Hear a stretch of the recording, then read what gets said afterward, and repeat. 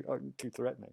No, not at all. Go for it. Okay, we are going to begin, another one of many, many wonderful people I've met, and this is going to be a fabulous chat. I'm speaking about Los Angeles-based composer Michael Lee. We're going to talk about your Danse Macabre Part 1, 2020, for violin, viola, and cello with Boston-based Juventus. I hope even in Boston they pronounce it in a Hispanic way, Juventus, new music ensemble. Oliver Kaplan, the brilliant artistic director. He's a legend, artistic director. In this recording, Ryan Shannon, violin, Lou Yu, viola, and Timothy Pack. I'm trying to do an umlaut there somehow. Pack, cello. And this is on the 2023 Navona Records compilation album, Lock and Key, Volume 3, which has some really interesting pieces on it. Mhm. So Danse Macabre is in four movements, all four titled. The first movement, Appearance of the Macabre. The second is a nocturne, kind of. I mean, very interesting nocturne. Yeah. We'll talk about it. Shadow dances. Uh, Hmm. you're going to have to tell us some of the secrets. Come on now. And the last movement, Lullaby of Hope. Composer Michael Lee. Let's do the quick little overview. I don't need to say much more than, let's see, doctors, hang on, USC Thornton School of Music, DMA, Hmm. Juilliard, not bad, Masters, and Eastman for your bachelor's degree. I Hmm. auditioned at Eastman once as about an 18-year-old and failed miserably. So Conducting for conducting. that's right. And Oh, you okay. can imagine how they can jump on a kid from a small town and just, tear you to little bits Oh, and pieces and then spew you out into the streets of Rochester. That was my experience. I apologize for Oh, them. I'm no, sorry. no, no. I was an idiot. Anyway, Atlanta, Georgia. Mhm. I don't know how long you were there, but I have a feeling it might just taken away immediately. Oops, I Yeah. almost got in trouble. Born, born there, Emory Hospital, but then basically grew up mostly in the East Coast, in Maryland. Well, Nice. I moved a bit, but mostly I would say hometown Maryland Yeah. in Ellicott City. Yeah, yeah, And now and you that find yourself in Los Angeles. yeah, I guess the climate been here today's for only. weather allowed to be miserable, but Yeah, go ahead. I chose only for the weather. Yeah, you're right. I'll tell you that secret. Yep, Yeah, okay. yeah. Okay, But it's now you're in tr big trouble with USC Thornton School of uh, Music, but we'll let that pass and hope they never, give you any trouble about it. Everybody has an idea. We all know you have plenty of training. The repertoire that I've heard, the one four movement piece, is, mhm. as I read in terms of criticism, again, when everything makes sense despite its complications, incredibly complicated structures and composition and Mhm. technique and colors and use of colors, and I mean sometimes some rough colors, beautiful, fabulous. When all of us say beautiful, fabulous, it makes great sense. You know, you've got Mhm. your thing together, and that's what this piece, this trio is, string trio is. It's a Thank you. wonderful piece, and Juventus, of course, new music ensemble plays the pants off it. Um, All the practicing they had to do. Yeah, it oh still well, takes that's just one of to the practice. questions. It's almost a given that it is. We can say it's a very very difficult contemporary piece. Mm. Yeah, I mean, Oh, they were they were doing it, but you can see it put a lot of energy, took a yeah, lot of energy out of them while doing the recording sessions and stuff like executing and all of that. Yeah. yeah, and a lot of technique things to get some of those colors, you know what I mean? Some of those rough colors, and they're Hmm. perfectly in place. In other words, the Oh, technique matches the color you want at exactly the right moment. Very, very, very difficult, I would think, to put all mm-hmm. of that together. So the piece is very serious.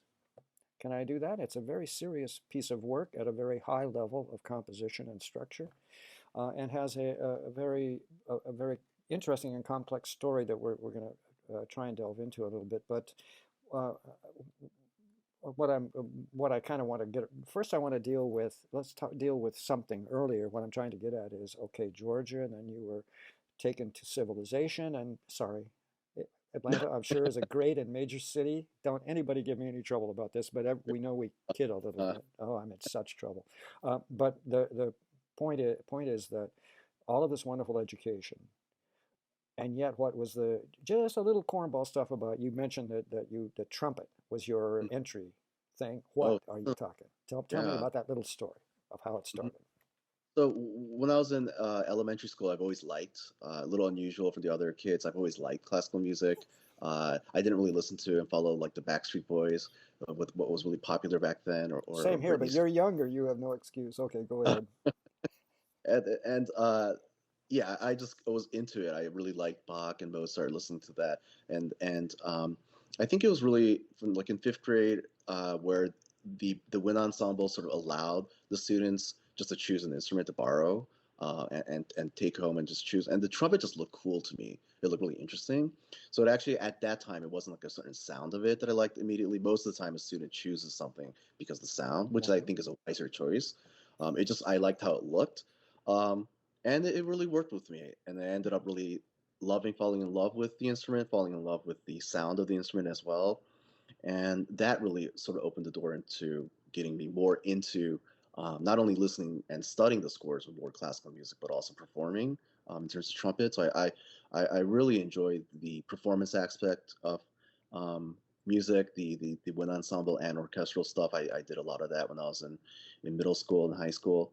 And that opened the door, I think, more into sort of the more personal part of me on the side, just trying out writing music, and yeah, so So that was there somehow. I mean, you kind of crept into composition on your own. It wasn't yeah, yeah, much. it was like So that seed was you was self-planted, if you will. I mean, you developed an right. interest in There was no putting it down on teacher for paper. there was a teacher for the trumpet, but there was Sure. no teacher for the Hmm. initial composition stuff, Yeah. when I was in Interesting. middle school, Interesting. and I think it was just because maybe I just wanted to also try create. I wanted to uh, explore creating the sounds as well.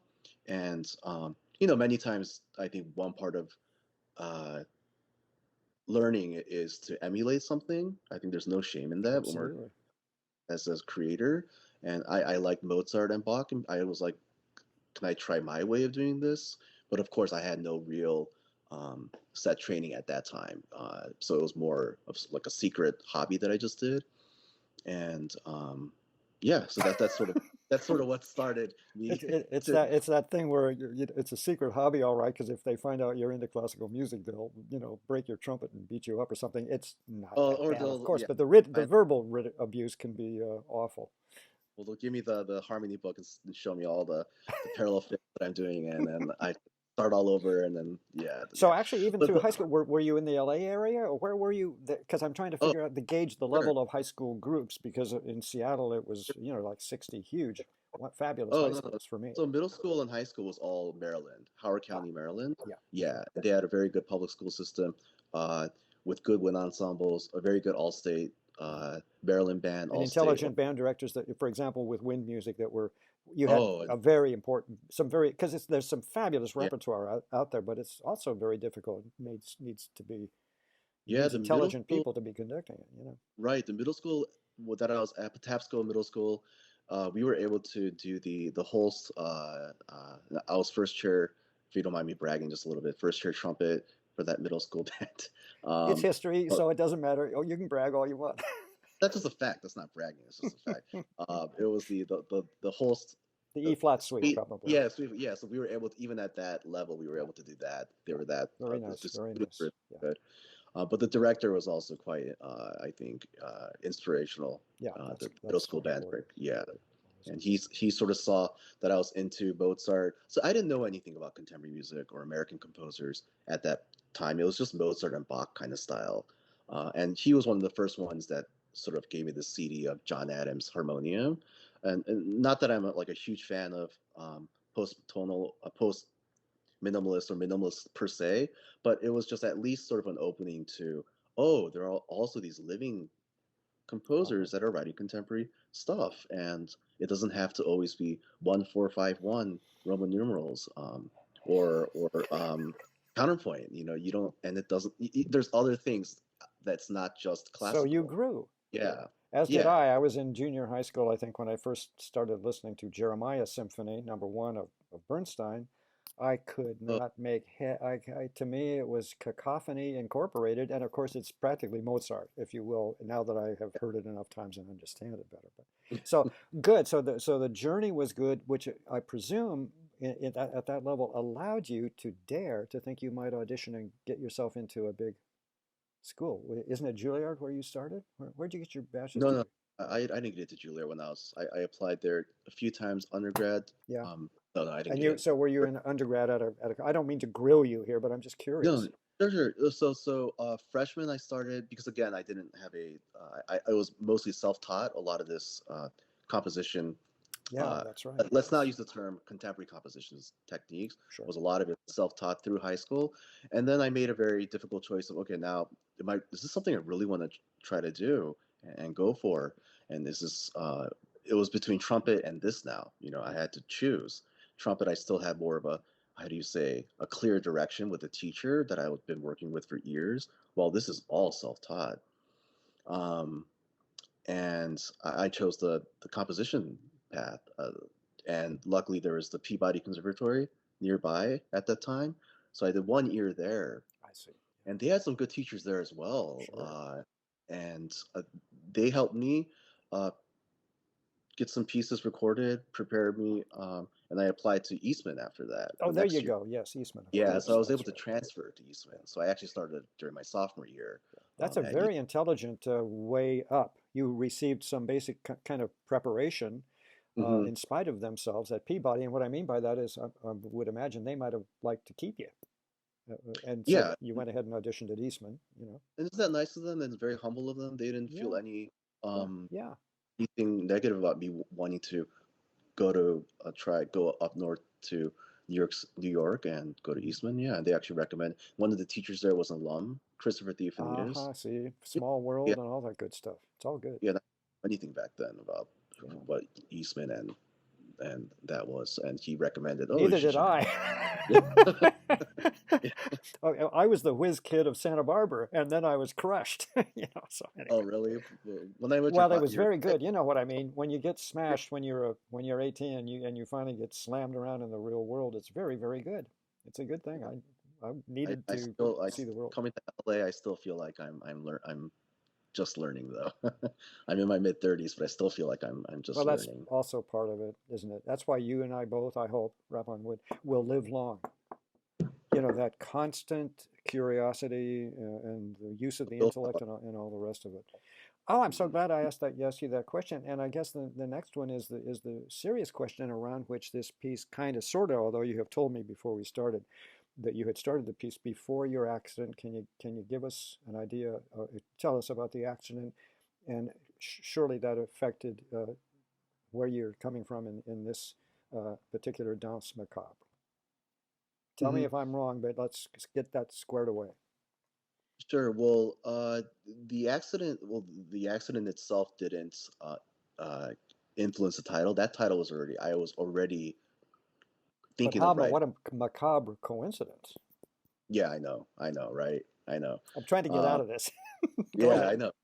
It's a coincidence. Yeah. So and I think the first part of the first movement is actually more dissonant and darker than the other three. Actually, But that actually started before yeah, the that's and then that. and you have mentioned that you have a kind of style that I will experience Yeah, when that's I come back around. I'll listen to the earlier piece that's thank you. on the Yeah, other recording you have to get this clear because of course I think of this from my first impression as being very angry and angst ridden, and then was the time. accident, and that was in 2020. I'm trying to Uh, remember. so it's September 2021 to be Oh, exact. Yeah, 2021. Okay. But yeah, see what I mean? So I misunderstood a little bit, but now I'm even more fascinated because the first movement, as you've explained, was written before the accident even.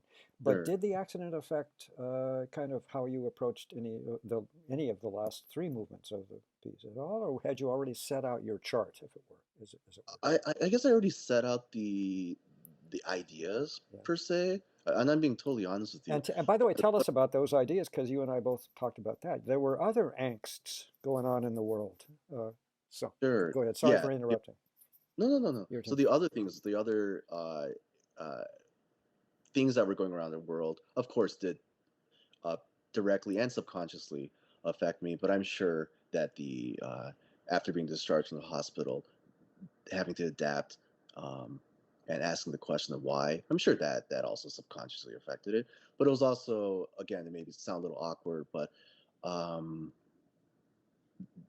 when I was able to have that opportunity to sit in front of the computer or piano and write, that was a moment of a little bit of happiness and freedom during those difficult times. Sure. So it was ironically always a time where I actually felt a lot more positive, because I was enjoying that moment of being able to compose, and even I guess during the situation that I was in, it always gave me a little bit of reflection and mindfulness to, oh, but still be grateful that you know wow, the shit that happened, but you should still be grateful that you're still able to compose, man. I mean, Mhm. you're still able to do this with all the um, that hasn't been taken away, you know what I mean? Yeah. I mean, you're still able to compose, so it gave me more of a drive actually.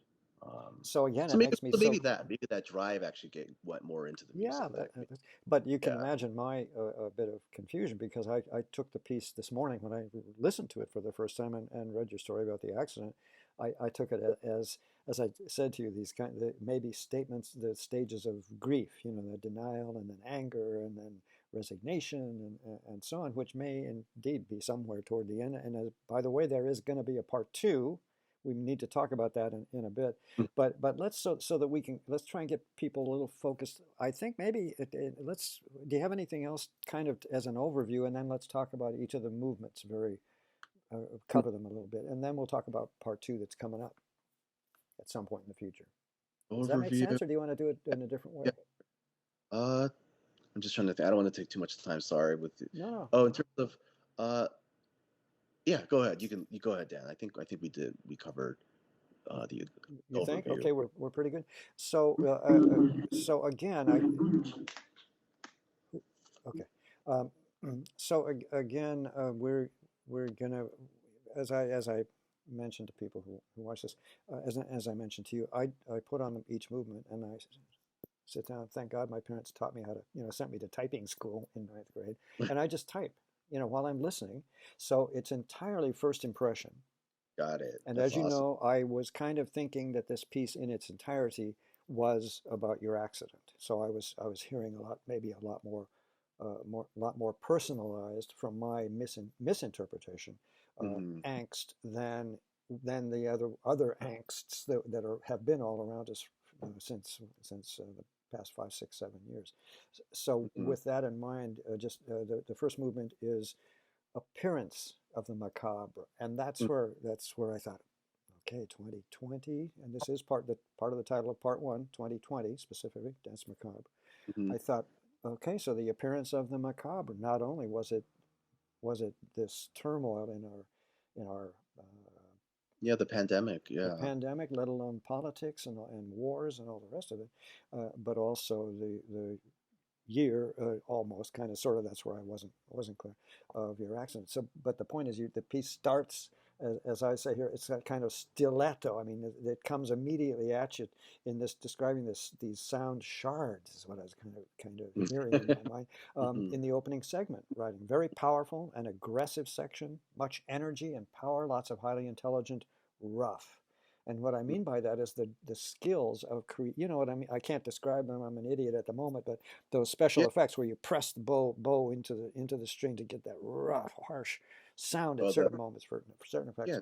Over. I think you mean the overpressure and the scratch tone. Thank Hmm. all that good stuff, and yet as what I had read and discovered it within just that first movement, the thing is that here I say I'm so comfortable in this harsh melange of sound, probably because it's also intelligently crafted.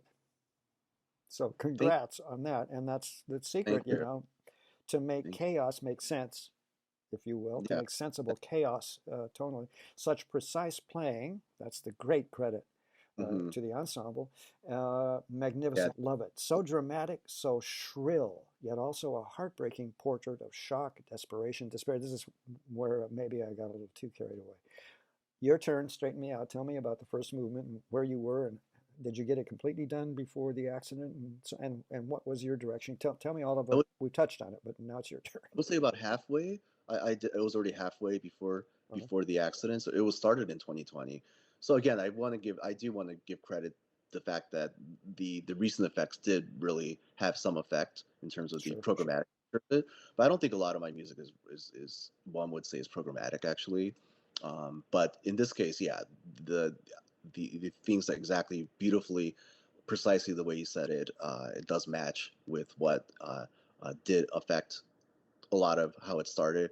But another part of it was there were just certain techniques and certain sounds and certain show of virtuosity in the trio that I just wanted to experiment with and show off in the Oh, that's yeah. horrific, doctor. Go ahead. So a little bit, I feel that's why I apologize several times to the performers. Like I'm basically abusing them because I want to try to see how the and they again they liked how it sounded, but By I the think it took a lot of stress from they were tired Yeah, when they were done but with the first. but if I may say, it was not there. It was not a matter. I've had this experience before. That expression of making a silk purse out of a cow's ear, it wasn't that at all. It was managing to be able to execute your very clear and I mean clear in the head and in the sounds you wanted intention. Did that any Mm-hmm. of that make sense?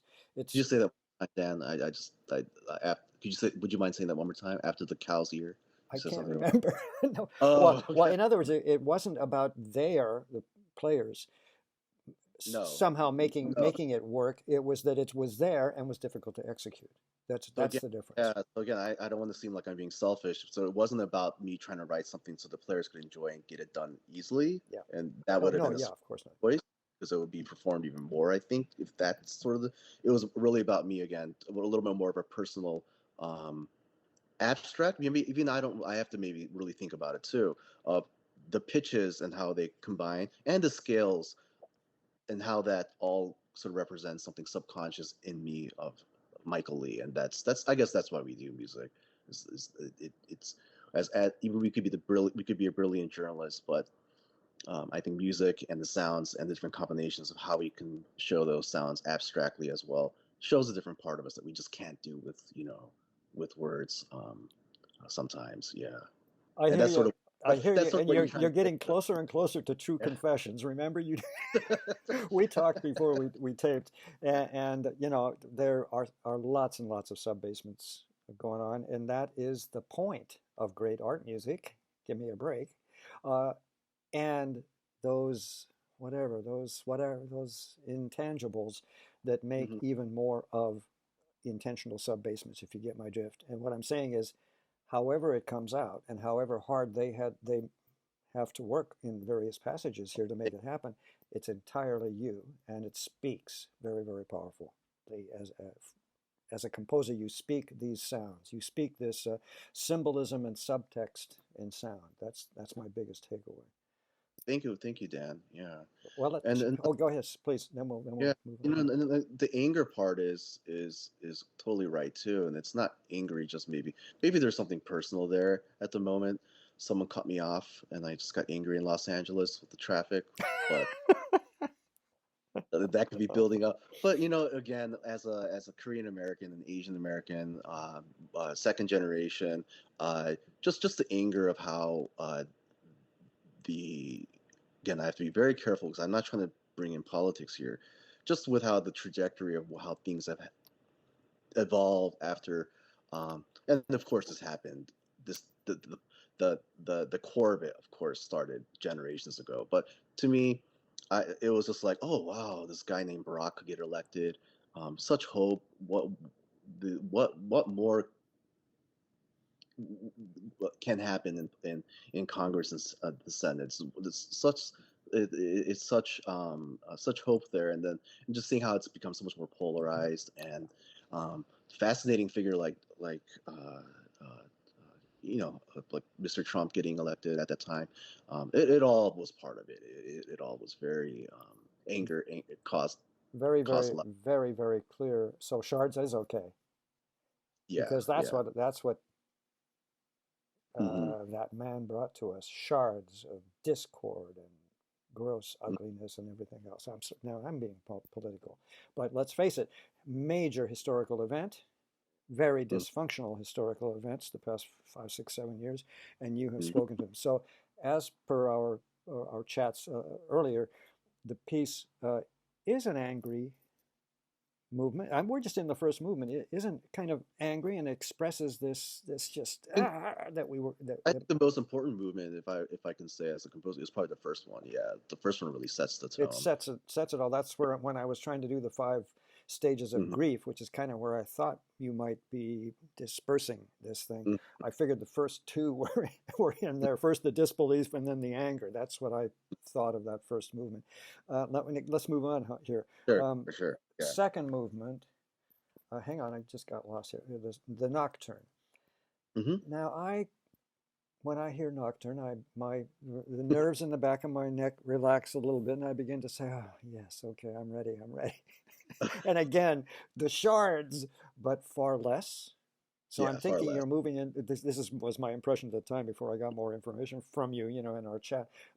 So the discord or whatever the unhappiness is a little less. Remember, stream of consciousness. This first segment is like a memory structure. Now, this I found very interesting. You're going to deny that it exists, but No, no, remember, there is, or you'll remember what got me was, and stop me. You're the composer, but in that second movement, there's a little, like I thought, a kind of flash which would be a tonal flash, to yeah. almost a kind of waltz for a brief or something like that. Then I thought, oh, this is like clearly a memory, and then it gets vaporized. Hmm. Help me Yeah, that's figure it out exactly. for me. Yeah, that's. But again, that actually came out. That part came out not planned. Uh, Hmm. the second part, you see how it starts with those little 3 note, 4 note little patterns.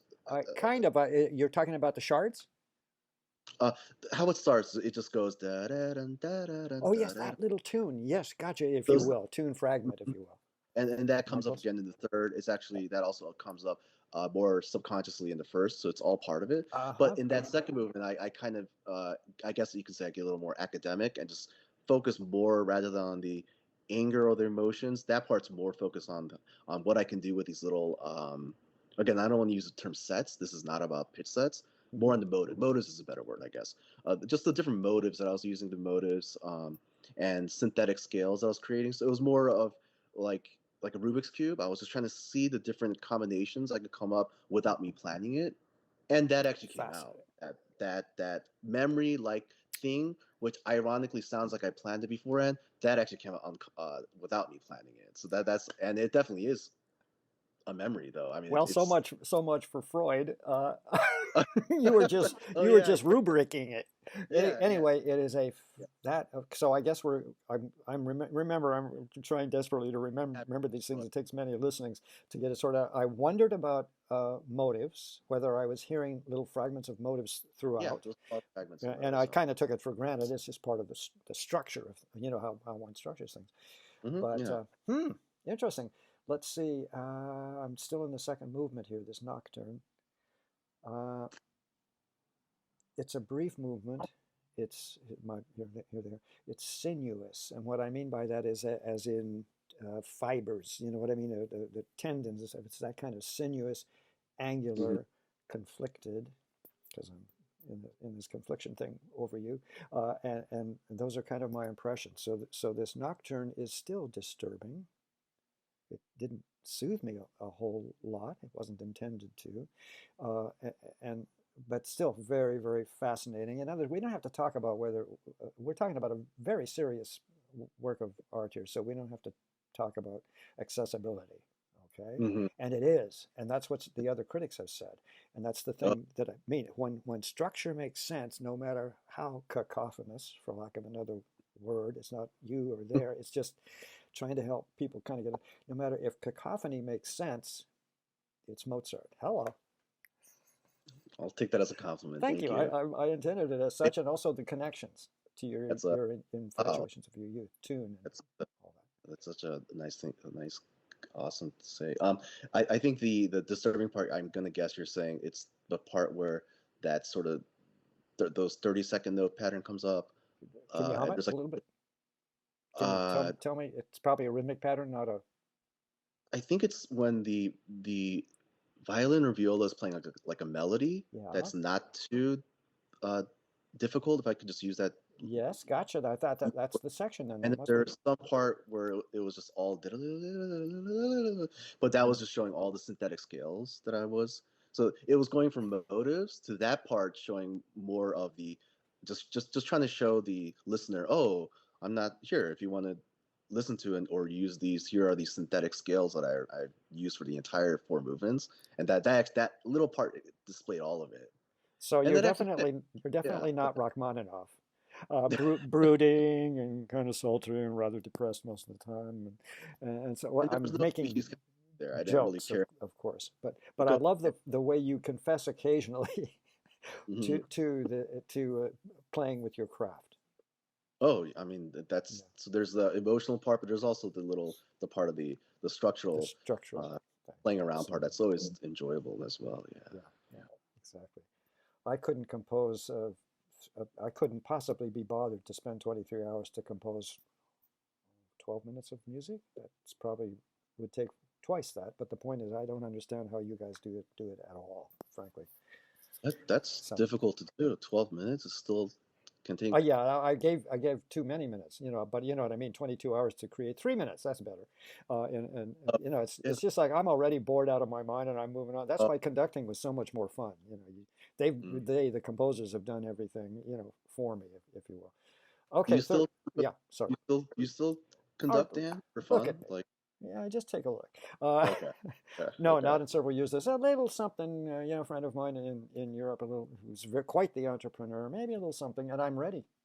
That's the thing that we don't need to talk about, but I want everybody to know. It's not defensive. The older I get, the better I am. Whether I flap my hands or anything, my ears, I can hear so much Hmm. better than I did when I was a kid because I was in my 30s. That was kind of the years of my career. And so yeah, I would love to have that opportunity, but I'm happy to sit and read books and review CDs. Anyway, so I'm happy.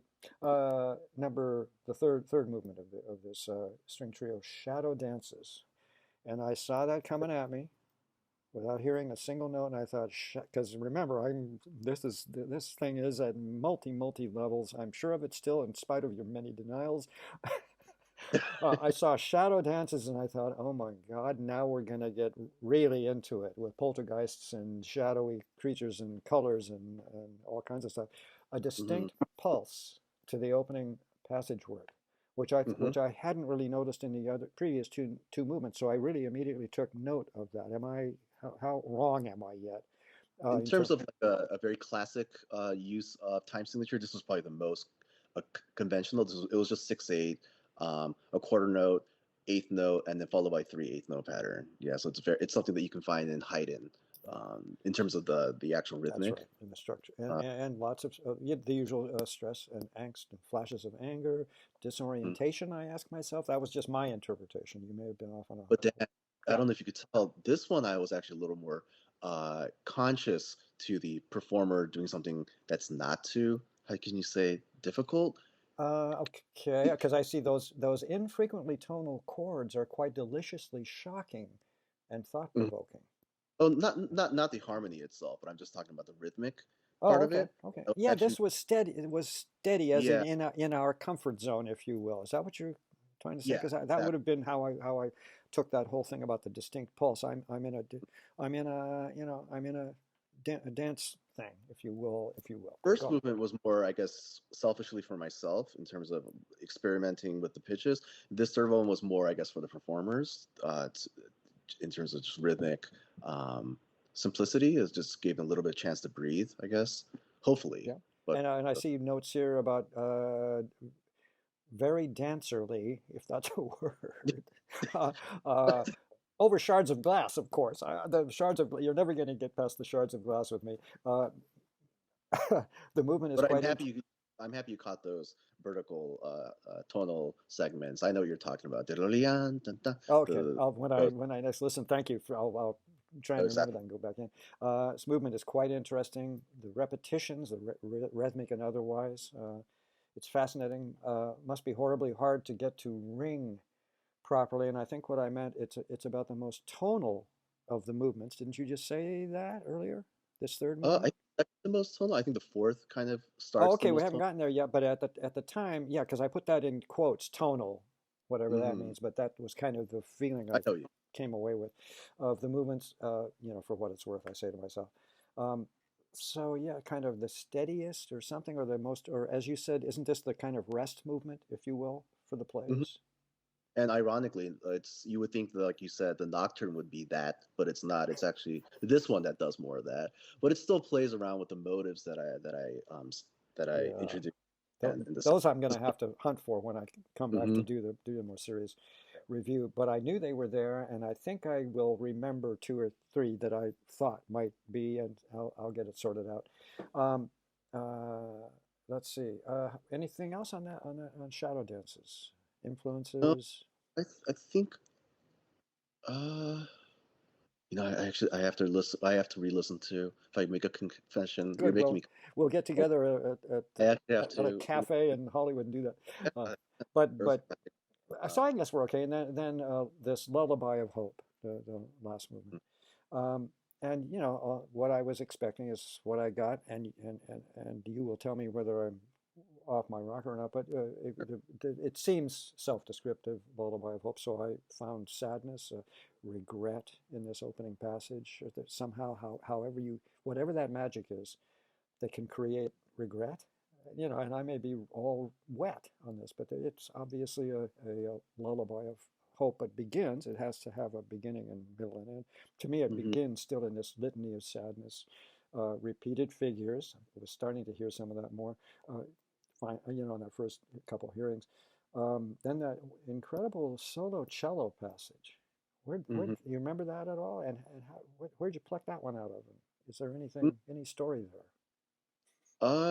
I guess it sort of starts again like what the title is called, Lullaby of Whole Soft, and aka a little more diatonic, if I could use a safer word.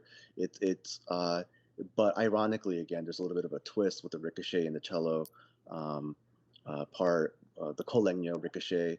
You would think it would end even more uh, uh, diatonic and more with some sort of major triad to sort of connect that feeling of hope, but it kind of goes on a little bit of a twist midsection and brings in more of the dissonances of the first part.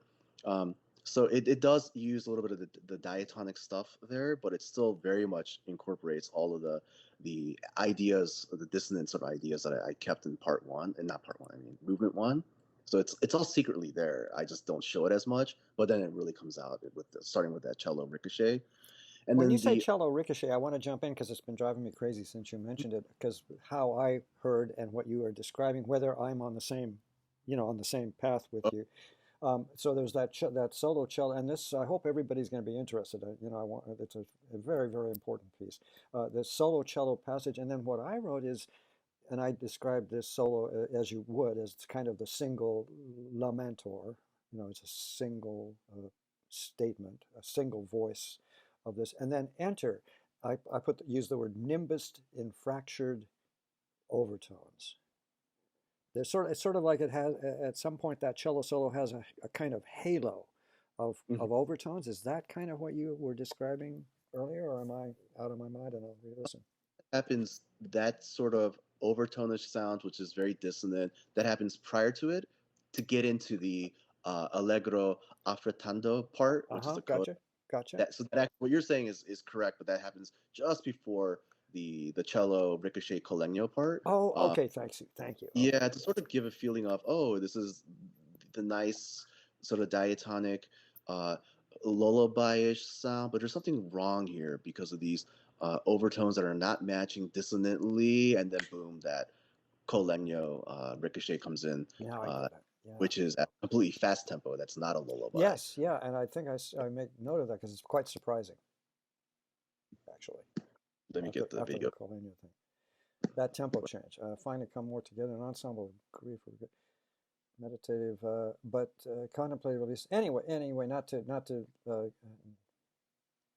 I'm just trying to see where I am here on in it, see if I get it. Oh, yeah, that faster bit. I refer to it as quite a surprising kind of dervish for a bit. Mhm, Now we're right toward the end. All out of nowhere comes this kind of mhm, almost mhm. frenetic. Am I all wet? Come Yeah, help me out here.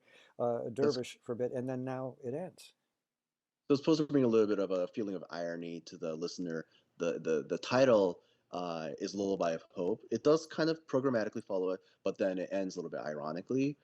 But then the part two actually connects back into the Lullaby of Hope again. It starts the so movement five. The title is Broken Wings to Fly Again, and that's a very hopeful message. And it actually does start with the same um, ideas that the fourth movement starts with. Okay, let's Uh, get everybody clear. I think we have just I finished hope I didn't kind. say too much.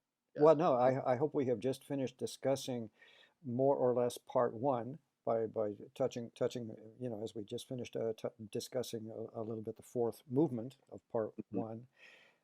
Now it's the perfect time for you to spill the beans on what you're working on in terms of parts, what, five, six, seven, eight, what, that have yet to be Mhm. finished. And in other words, where does this go from here it is now, things quite suddenly pick up pace and frenzy, the ironic bit, this is toward the last bits of the fourth movement.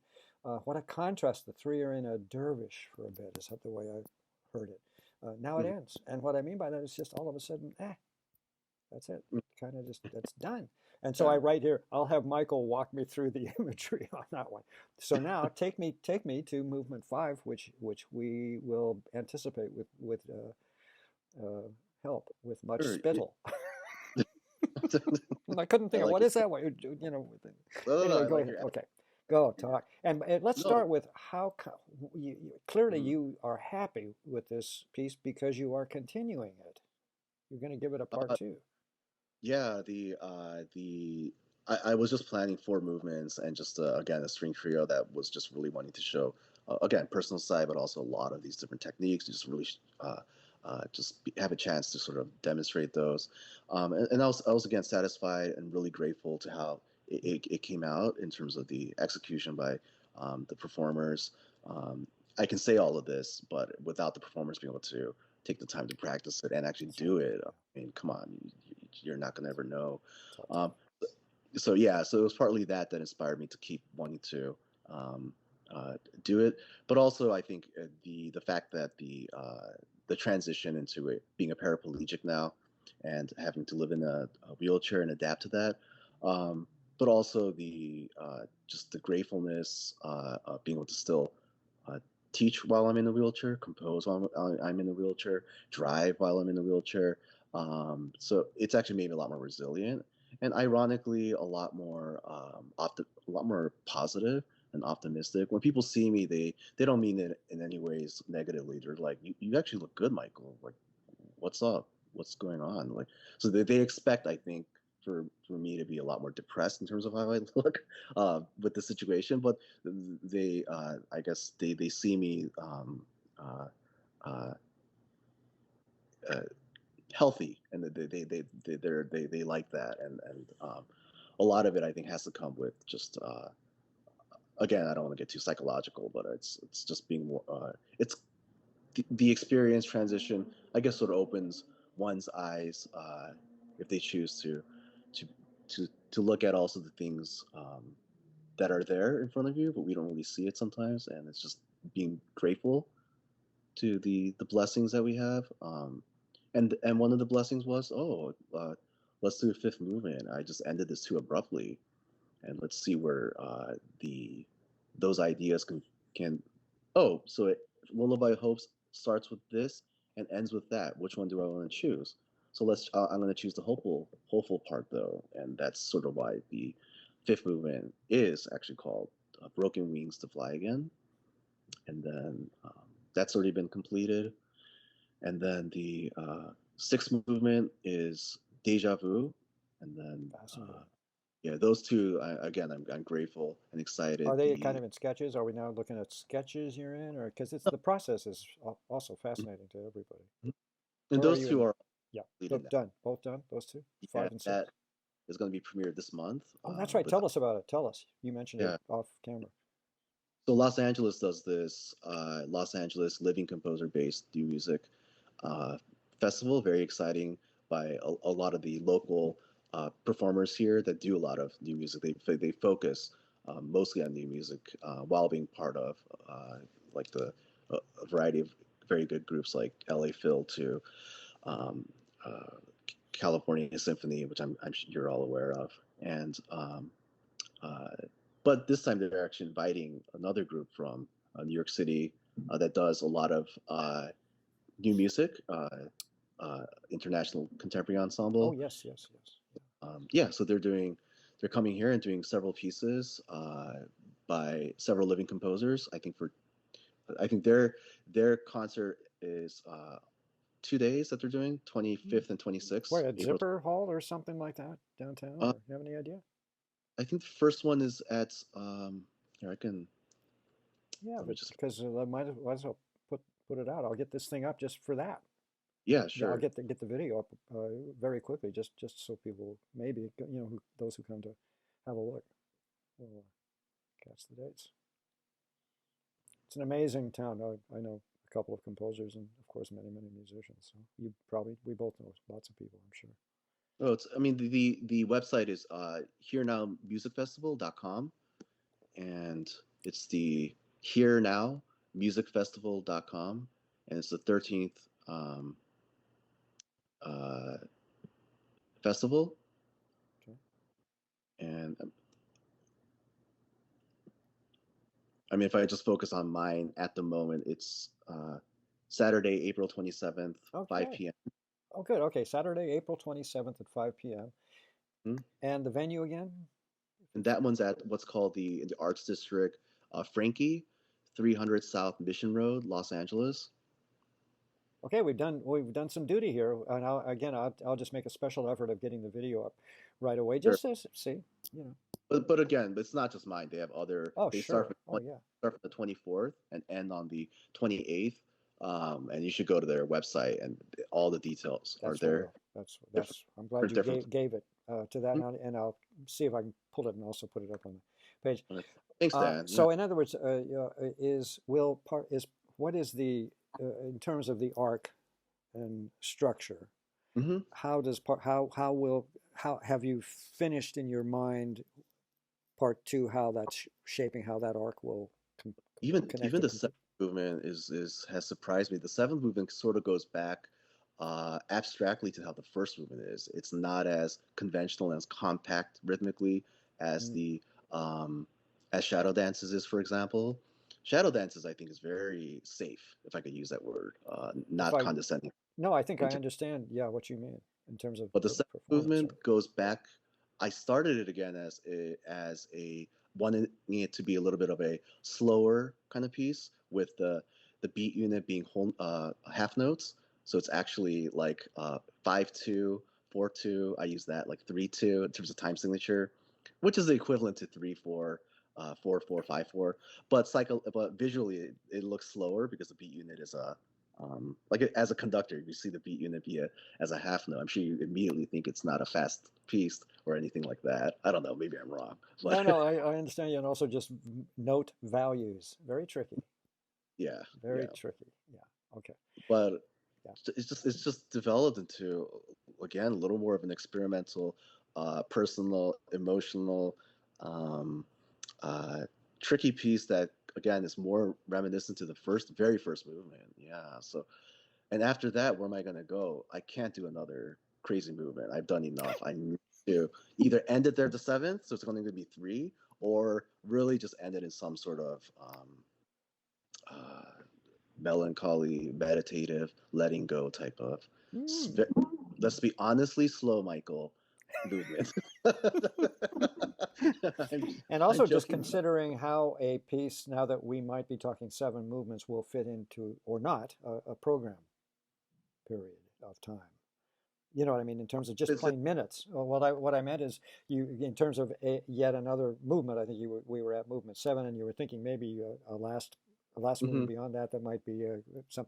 The only I was just speaking management to you, which is you have to also consider length and how Yeah, placement will work in program and stuff like that. Yeah. then the piece will probably end up being around like 30 minutes then Oh, that'll over. work. Although that's Oh, big, it's big. That okay, makes it a big commitment, a string. okay. But anyway, Hmm. fascinating, fascinating. Well, we're going to end it. Uh, uh, What a wonderful and very meaningly chat it's been. By the way, I didn't even see you, and I'm going to tell you what I'm going to say. You're Chinese American. You see what I mean? No. What are you? I already. You didn't hear me, Dan. No, I no, told you. no, no, no, no, no. I did hear you, and I hadn't for a minute thought about it. And what I'm trying to say, when you told me, that's when I first went, ah, son of a gun. Oh, That just takes the sub basements deeper and deeper and more generational and more generational. You know what I mean about how America is a mixing mhm. pot, all right, but it also has boiled over on more than one occasion. That's what I mean. Got it. Got So it. Got the it. deeper subtext of being Asian American in this country and knowing what you know way more Yeah. than those of us who are somewhat quasi-conscious about these Well, things. I appreciate the confession, and that's honest. It's straightforward of you to say. Very, Yeah. very impressive. So, okay, Michael Lee, Danse Macabre, Part 1, 2020, for Hmm. violin, viola, and cello. It's on the 2023 Navona Records compilation album. It's called Lock and Key Volume 3, and I'll put all this up at Performing Arts Review and how to get to the CD and album and all that good stuff and links to your website and all that. Hmm. And so first thing I'll do is try and get this up quickly, just because you've got an Oh important yeah. performance coming up. Just Thank you. Yeah. get that up with the video and some pictures and some links. Hmm. And you've given the website, so I'll put that in too, just for fun. Just for Hmm. fun. Who knows who looks at this stuff. But there is a big Facebook. I have a very big Facebook audience that are greater Los Angeles kind of folks. So So are you wonderful, on great. Facebook? Pardon? Are you on Facebook? You're on Yeah, Facebook I am. then, Yeah. right? Okay, Are I'll you? look you up. Uh, I kind of created a new one, and I'll look you up. yeah, Yeah. and do friends Yeah. thing, because then you'll see it come up. Okay. So there you Got it. go, and I guess we're done. Thanks All so right. much. Thank you, Dan. I hope in the future we can meet. And thank you so much for this opportunity. And I enjoyed your questions and everything. And I hope you like the work. And I'll share you once the movement 5 and 6 comes out. If you don't Yeah. mind, Oh, I'll keep in touch. Keep in touch for sure. Just I'm really curious. Hang on, let me